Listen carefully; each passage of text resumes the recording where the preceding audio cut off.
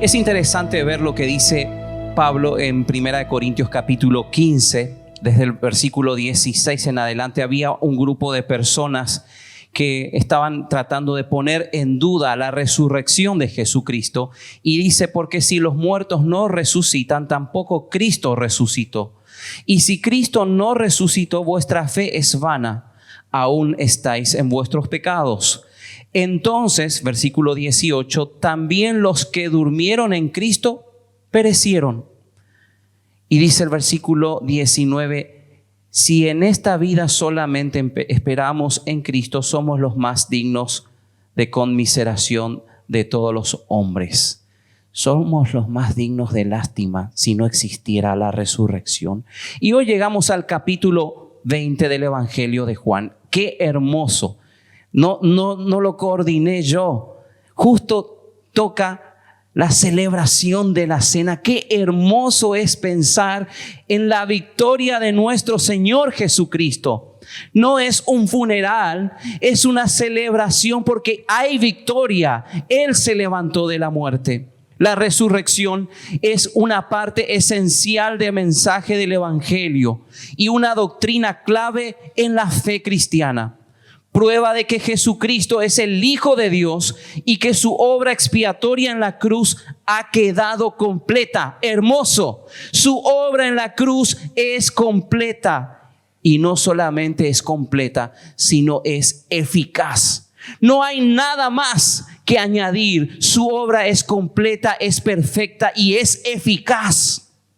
La cruz y la tumba vacía son los recibos, por decirlo así, de Dios que nos dicen que la deuda ha quedado pagada. Jesucristo no es solo el Salvador, sino también el santificador, el intercesor. Y un día volverá por los suyos, también volverá como juez. En el Evangelio de Juan vamos a encontrar aproximadamente 85 veces una palabra que nos llega a nosotros como creer. Y en realidad es el concepto de confiar y relacionado con la fe.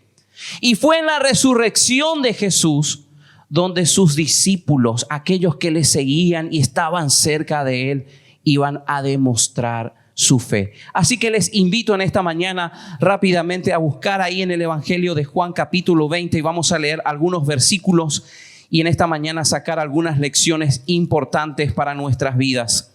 Juan capítulo 20 y vamos a leer, dice así el versículo 1. El primer día de la semana, María Magdalena fue de mañana, siendo aún oscuro, al sepulcro y vio quitada la piedra del sepulcro.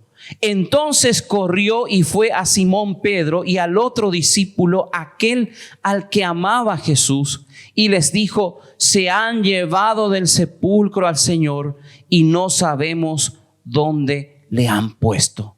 Qué interesante el relato aquí del Evangelio de Juan. María Magdalena va muy temprano, el primer día de la semana, o sea, un domingo. Desde entonces los creyentes apartan ese tiempo especial, ese día de la semana, para reunirse y recordar la poderosa resurrección del Señor. Nos dice que fue muy de mañana, siendo aún oscuro. No sabemos si fue la carga emocional. No sabemos si a consecuencia de ser muy temprano y tal vez no tener la claridad de la potencia de la luz del sol cuando ya está en su clímax en el día. Pero ella vio la piedra removida del sepulcro y dudó. Tambaleó su fe. Empezó a sentirse confundida. Dice, entonces corrió y fue a Simón Pedro y al otro discípulo al que amaba Jesús. Ese discípulo es el escritor de este evangelio, Juan. Y les dijo: se han llevado del sepulcro al Señor y no sabemos dónde le han puesto. Es interesante porque Jesús en diferentes ocasiones y en muchas oportunidades había mencionado que era necesario que Él padeciera. que Él muriera, pero que Él iba a resucitar. Y fue en este momento que María dudó, se confundió. Su corazón estaba en un conflicto. Y lo primero que vemos en esta mañana es la prueba de la fe. La prueba de la fe. Pero no nos referimos a la prueba como una evidencia solamente, sino a la fe que va a ser probada.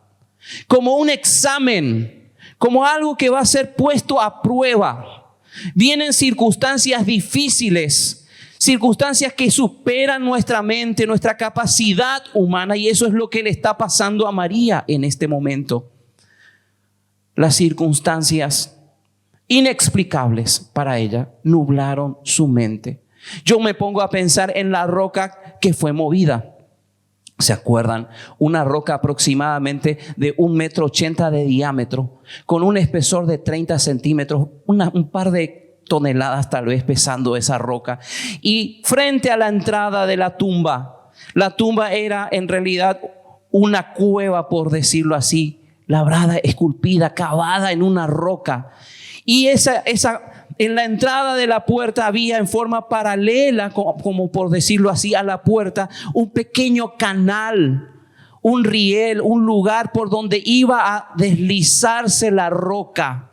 Antes de colocar el cuerpo ahí, la roca entre varios hombres era movido hasta la derecha, porque la inclinación era de derecha a izquierda, y se trababa la piedra, se colocaba una traba para que no deslizara y se cerrara y se bloqueara. Se colocaba el cuerpo del muerto, se sacaba la piedra o lo que estaba ahí trabando, se deslizaba otra vez con la ayuda de muchos hombres y se sellaba el lugar. ¿Cómo es que el cuerpo de mi Jesús desapareció? Y dice, se lo han llevado, se lo han llevado. Su mente no está entendiendo cómo mover una roca de semejante peso, de semejante tamaño. ¿Qué pasó con los soldados? Es interesante que todos, o mejor dicho, ninguno estaba esperando en realidad que Jesús resucitara. El temor era que sus seguidores fanáticos robaran el cuerpo. Por ello, no solamente colocaron la roca, sino asimismo pusieron soldados. Y soldados bien entrenados y bien armados. ¿Qué pasó? ¿Qué pasó? La prueba de la fe. Circunstancias vienen a nuestras vidas donde nuestra fe tambalea. Escuchamos el mensaje. Escuchamos la verdad de la palabra de Dios. Pero en momentos difíciles, en momentos donde lo que sucede supera nuestra mente humana, muchas veces tambaleamos. Muchas veces tambaleamos. ¿Será que el Señor me abandonó? ¿Será que el Señor ya se olvidó de mí? En momentos difíciles nuestra fe va a ser probada. Va a ser probada. Pero no solamente vemos eso, sigamos leyendo. Les invito ahí en el versículo 3. Dice, y salieron luego de recibir la noticia. Pedro y el otro discípulo, dice, salieron y fueron al sepulcro. Corrían los dos juntos, pero el otro discípulo corrió más aprisa que Pedro y llegó primero al sepulcro. Al parecer había una diferencia de edad. Uno era más joven y por lo tanto tenía esa capacidad de poder desplazarse más rápido, tal vez no cansarse tan pronto, tal vez conservaba la velocidad de su juventud y tenía esa ventaja. Y llegó primero, dice versículo 5, y bajándose a mirar vio los lienzos puestos allí, pero no entró. No entró.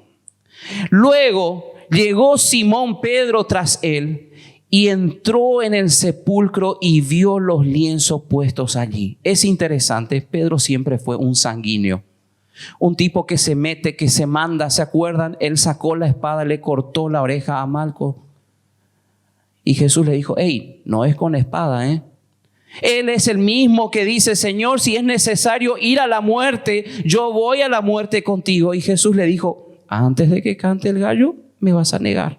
Cuando las papas quemen, me vas a negar. Y acá está Pedro. Se mete, ve y se encuentra con que los lienzos estaban puestos allí. Versículo 7 dice, y el sudario que había estado sobre su cabeza, la cabeza de Jesús, dice, no puesto con los lienzos, sino enrollado en un lugar aparte.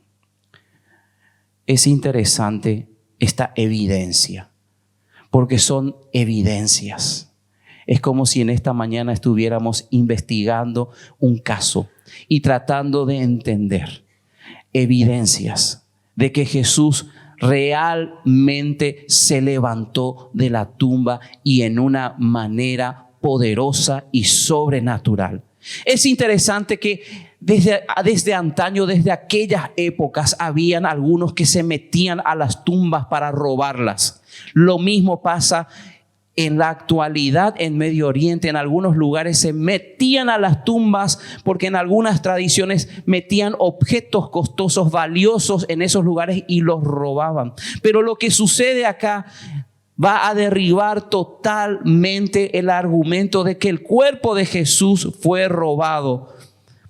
Los que robaban las tumbas no se tomaban el tiempo por lo general para sacar y desenvolver el cuerpo con cuidado, ese cadáver, y dejar atrás los lienzos nítidamente arregladitos, acomodados. Es más, con la presencia, ¿se acuerdan de que había una especie con la que se untaba el cuerpo, que se aromatizaba y se lo protegía? Lo más probable que con todo eso que le untaron a Jesús, era imposible sacar los lienzos sin que se dañaran. Sin que hubiera sido imposible desenvolver el cuerpo, sin que ninguna tela se dañara.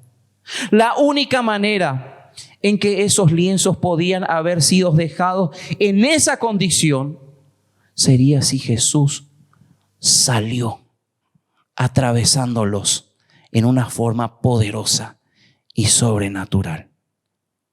Gloria a Dios.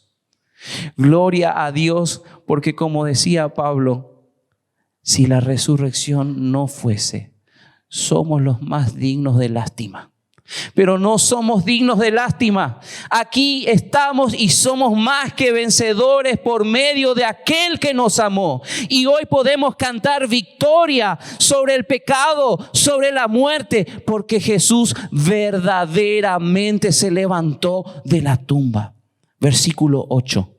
Entonces entró también el otro discípulo, Juan, que había venido primero al sepulcro y vio y creyó. Es interesante, Juan va a emplear 3 palabras distintas para referirse a este concepto de ver. Al escribir, él usó estas 3 palabras griegas. En el capítulo 20, en el versículo 5, cuando aparece ver, ese verbo simplemente significa echar un vistazo. Mirar, una mirada así, sin detenerse. En el capítulo 20, en el versículo 6, la palabra significa mirar cuidadosamente, observar, que fue lo que hizo después Pedro cuando entró. ¿Se acuerdan? Él entró y chequeó, verificó, se detuvo, observó. Pero aquí en este versículo, en el capítulo 20, en el versículo 8, cuando dice que vio, quiere referirse o quiere decir percibir con una comprensión inteligente. Percibir con una comprensión inteligente.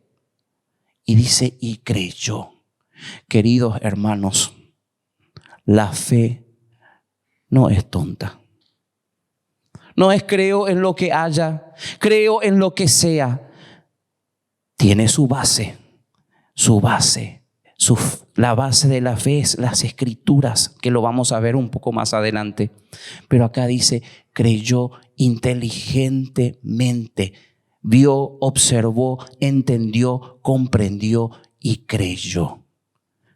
En segundo lugar, vemos que la fe tiene un proceso. Cuando creemos en Jesús y Él viene a nuestra vida, esa es la fe salvadora. Pero después, en nuestro andar aquí en la tierra, debemos seguir confiando en Él. Y debemos seguir creciendo en nuestra fe. Y debemos alimentar nuestra fe. Seguimos en la lectura. Y dice, ahí vamos a María. Vamos a saltar un poco a María, donde dice el versículo 11. Pero María estaba fuera llorando junto al sepulcro. Y mientras lloraba, se inclinó para mirar dentro del sepulcro. Es interesante que esa expresión llorar es la de llorar a gritos. Era lo que se hacía en los funerales, cuando había un muerto, una expresión viva de dolor, pero que era visible y era audible. Estaba llorando junto al sepulcro. Dice el versículo 12, pero antes hago solamente una aclaración. María, ¿quién era María? Jesús había echado de María Magdalena a 7 demonios. Y ella estaba profundamente agradecida, tenía un amor profundo por lo que Jesús hizo por ella. Profundamente agradecida. En la casa de Simón, el fariseo, como nos relata en Lucas capítulo 7, versículo 47, estaba ahí Jesús y ¿saben lo que pasó? Ella llegó, ¿se acuerdan? Rompió, le perfumó los pies a Jesús, y dice así: por lo cual te digo, habla Jesús, que sus muchos pecados le son perdonados, porque amó mucho. Mas aquel a quien se le perdona poco, poco ama. Una mujer que experimentó el perdón. Qué grande es nuestro Dios. No conozco sus historias de todos, pero seguramente viviste el dolor y la marca del pecado en tu vida. Seguramente en algunos de ustedes vienen de situaciones terribles, pero qué glorioso que no importa dónde estemos, el Señor puede perdonar, puede sanar nuestras heridas, pero no en una forma mental nada más, en una forma verdadera, con verdades que dice su palabra. Ella experimentó el verdadero amor, no el que nos vende Hollywood, el verdadero amor que perdona. Proverbios capítulo 8, versículo 17 dice así: yo amo a los que me aman y me hallan los que temprano me buscan. Aquí estaba María, una mujer que experimentó el perdón, el amor de Dios, no el rechazo. Seguramente eso era la moneda común en ese tiempo. Vos sos así, te rechazo, te descarto. Y dice, y vio, versículo 12, a dos ángeles con vestiduras blancas que estaban sentados, el uno a la cabecera y el otro a los pies, donde el cuerpo de Jesús había sido puesto. Qué interesante ver solamente acá, y me hace recordar al arca. Los querubines que estaban ahí en una punta y en otra punta, se rociaba la sangre, y ahí el Señor, cuando aprobaba, había perdón. ¿Sabes que el juicio de Dios fue sobre la vida, sobre el cuerpo de su propio Hijo Jesucristo? Y el sacrificio fue aprobado, el sacrificio perfecto, el sacrificio eficaz. No hay otra cosa. Versículo 13, y le dijeron: mujer, ¿por qué lloras? Les dijo: porque se han llevado a mi Señor y no sé dónde le han puesto. Versículo 14, cuando había dicho esto, se volvió y vio a Jesús que estaba allí, mas no sabía que era Jesús. Jesús le dijo: mujer, ¿por qué lloras? ¿A quién buscas? Ella, pensando que era el hortelano, le dijo: Señor, si tú lo has llevado, dime dónde lo has puesto y yo le llevaré. Qué situación trágica. En la vida, en nuestro andar, en nuestra fe, hay un proceso. Hay que crecer. Pero muchas veces en ese crecer, en nuestro andar, en nuestra fe, cuando vienen las pruebas, cuando vienen las circunstancias, tambaleamos. ¡Qué trágico! ¡Qué trágico que ella estuviera llorando cuando podría haber estado alabando, dando gloria a Dios, recordando lo que Él había dicho y que ahora en realidad Él estaba en pie? Por el poder de Dios resucitó, venció al pecado, venció a la muerte, venció a Satanás. Si se hubiera dado cuenta que su Señor estaba vivo. La incredulidad es un enemigo de la fe. ¿Cómo luchamos con esto? La incredulidad. La incredulidad. La incredulidad trae desconsuelo. La incredulidad trae desánimo. Bajamos los brazos y decimos, nos rendimos. No, ya está. No podemos hacer más nada. La incredulidad trae distracción. No sé si solo por las lágrimas, no sé si por el horario y no teniendo toda la luz que quisiera tener, no se había percatado de que estaba hablando con Jesús. Trae desaliento. También la incredulidad. Y seguimos leyendo. Versículo 16. Jesús le dijo, María.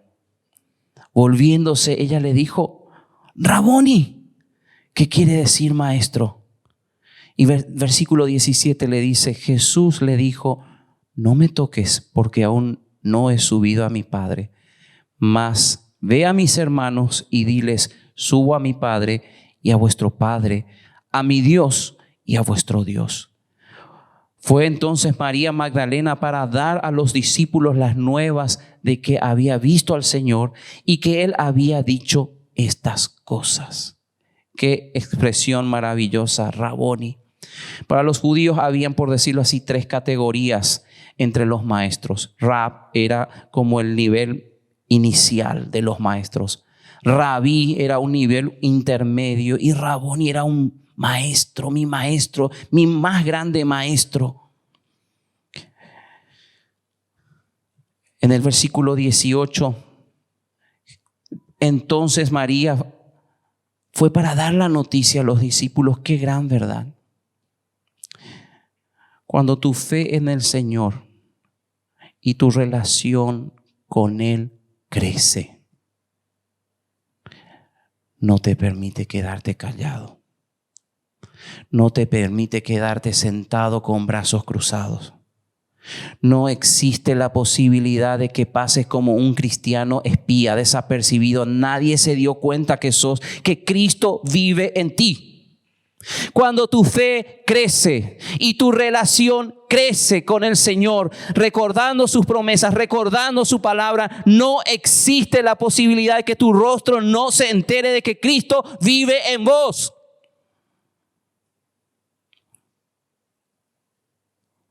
Se fue. Mis pies me queman. El que predica el evangelio es así. ¿Cómo quedarme con esto yo solo? Soy un simple miserable que recibió la gracia de Dios y tengo que ir a contarle a otros dónde encontrar el pan de vida. Qué miserable vida que llevamos muchas veces. Nadie se dio cuenta.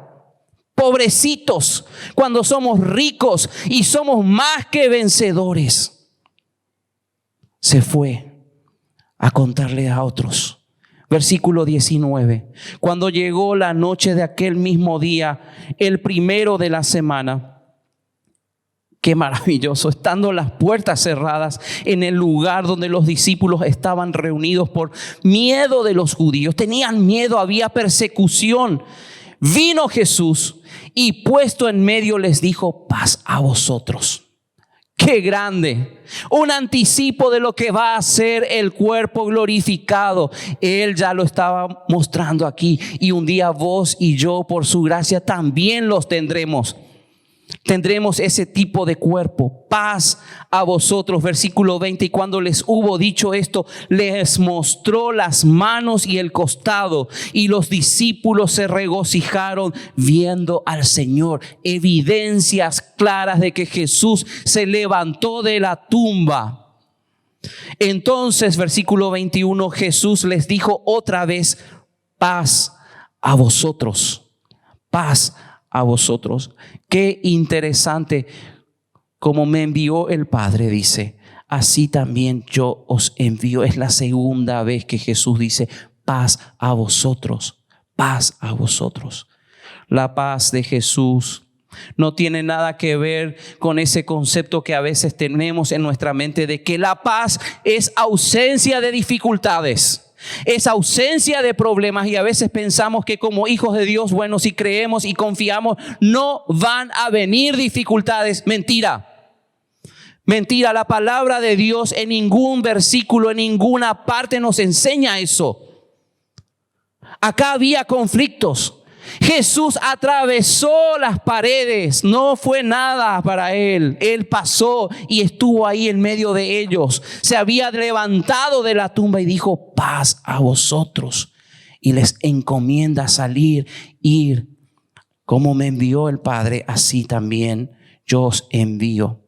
Versículo 22. Y habiendo dicho esto, sopló y les dijo: recibid al Espíritu Santo. Otro anticipo. Se anticipó a Pentecostés. Hechos capítulo 2. Cuando viene el Espíritu a habitar en forma permanente, a hacer morada permanente en todo aquel que cree, que pone su fe en Jesús. Morada permanente. Ya no como en el pasado, por momentos y se iba. Ahora viene a vivir en sus hijos. En aquellos que entendieron el mensaje de salvación y pusieron su fe en Él, no en los religiosos. Como dice Juan capítulo 1 versículo 12, más a todos los que le recibieron, a los que creen en su nombre, les dio potestad de ser hechos hijos de Dios. No todos son hijos. No todos son hijos. Sopló y el Espíritu vino sobre ellos. A quienes remitiereis los pecados, les son remitidos. Y a quienes se los retuviereis, les son retenidos. Es interesante este versículo. Jesús aquí no le está dando licencia a los cristianos o a sus seguidores para decir: bueno, ahora ustedes tienen el poder de perdonar el pecado. No. Jesús se refirió al hecho de que un creyente puede declarar o decir con toda seguridad, con certeza, el perdón del Padre para el pecador gracias a la obra de su Hijo, gracias a la obra de Jesús, en caso de que aquel que se haya arrepentido y creído en el Evangelio. El creyente también puede decir con toda seguridad, en base a la palabra de Dios, con toda certeza, a quienes no han aceptado el mensaje del perdón de Dios mediante la fe en Cristo, que sus pecados no han sido perdonados. El que cree es salvo, pero el que no cree ya ha sido condenado. Versículo 24, en este proceso de la fe vemos a Tomás. Dice: uno de los 12, llamado Dídimo, no estaba con ellos cuando Jesús vino. Le dijeron pues los otros discípulos: al Señor hemos visto. Y les dijo: si no viere en sus manos la señal de los clavos, y metiere mi dedo en el lugar de los clavos, y metiere mi mano en su costado, no creeré. ¿Cuántas veces le juzgamos a Tomás? Qué bárbaro este Tomás. Qué hombre tan duro, decimos. Pero ¿cuántas veces somos igual que él? No, si yo no veo, si no hay evidencias, si yo no lo puedo comprobar. Le dijeron pues, voy a saltar al versículo 26. 8 días después estaba otra vez sus discípulos dentro y con ellos ahora Tomás. Luego Jesús, estando las puertas cerradas, Llegó Jesús, estando las puertas cerradas, y se puso en medio y les dijo: paz a vosotros. Luego dijo a Tomás: pon aquí tu dedo y mira mis manos, y acerca tu mano y métela en mi costado, y no seas incrédulo, sino creyente. Entonces Tomás respondió y le dijo: Señor mío y Dios mío. Jesús le dijo: porque me has visto, Tomás, creíste.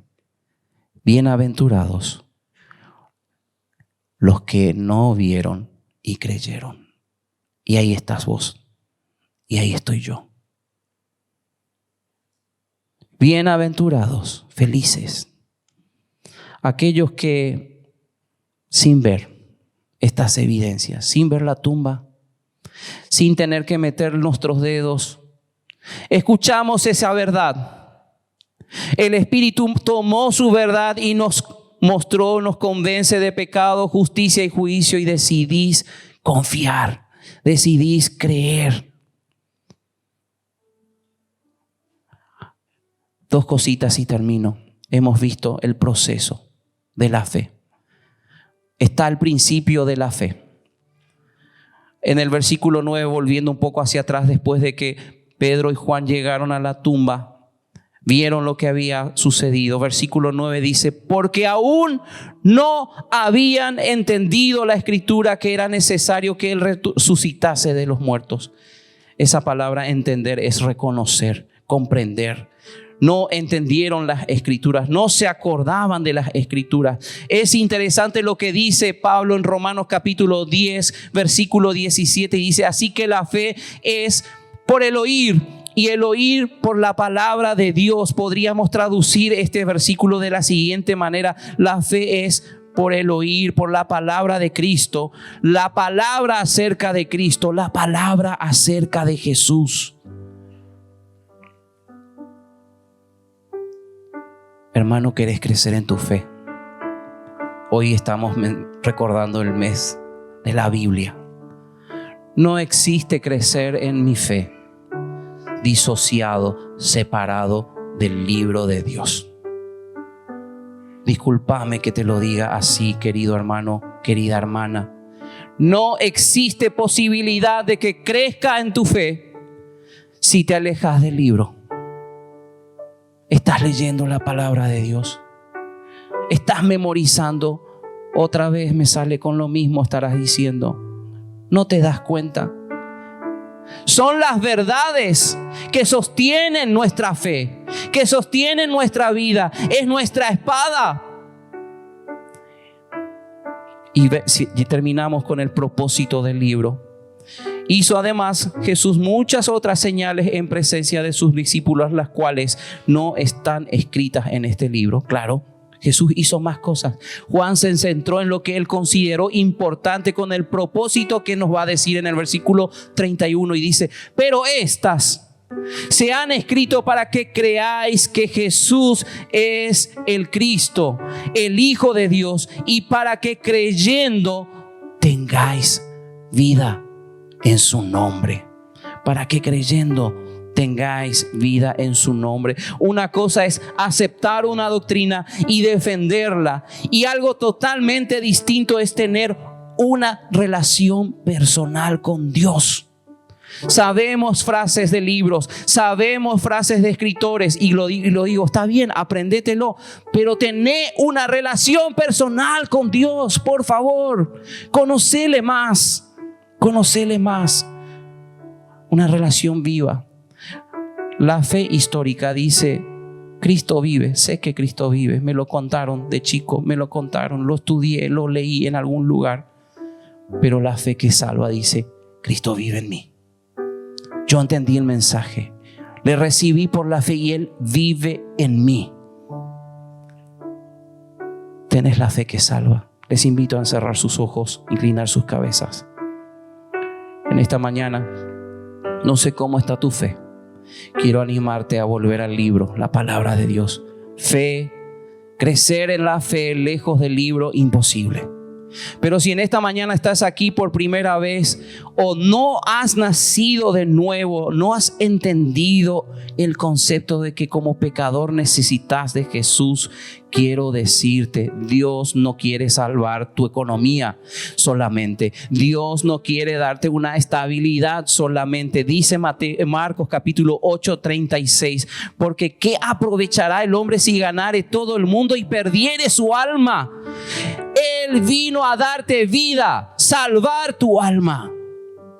Si en esta mañana entendés esta verdad, te invito a hacer una oración de fe y podés decir así: Señor Jesús, en esta mañana entiendo que he estado viviendo religión, una religiosidad, Señor, sin conocerte verdaderamente.